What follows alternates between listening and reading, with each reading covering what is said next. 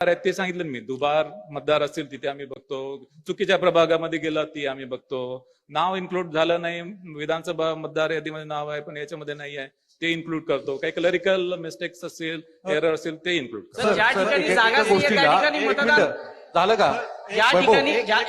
ज्या ठिकाणी जागाच नाहीये, फक्त रिकामी आहे त्या ठिकाणी मतदार आहेत, मग हे याच्या संदर्भात काहीतरी असेल ना, काहीतरी जबाबदारी असेल साहेब. जबाबदारी जी आहे त्याच्यामध्ये प्रत्येक प्राधिकरणाची जबाबदारी जी निश्चित केलेली आहे.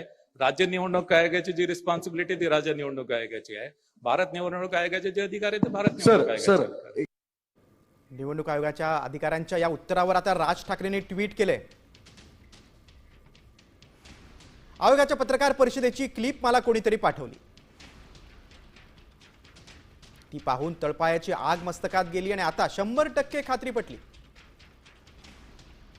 निवडणूक आयोग स्वायत्त आहे हे फक्त संविधानात आहे.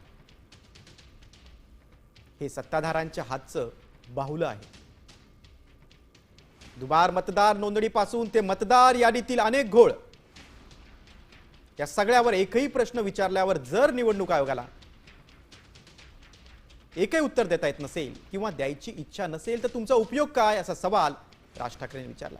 जबाबदारी तर तुम्ही केव्हाच झटकली आहे, आता उत्तरदायित्व पण नाकारणार, मग तुमच्या पदांचं करायचं काय, असा संताप राज ठाकरेंनी व्यक्त केला.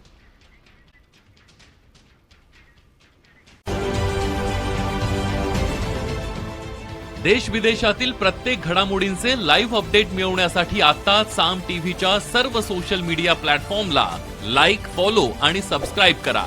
तसंच सर्व नोटिफिकेशनसाठी बेल आयकॉन प्रेस करायला विसरू नका.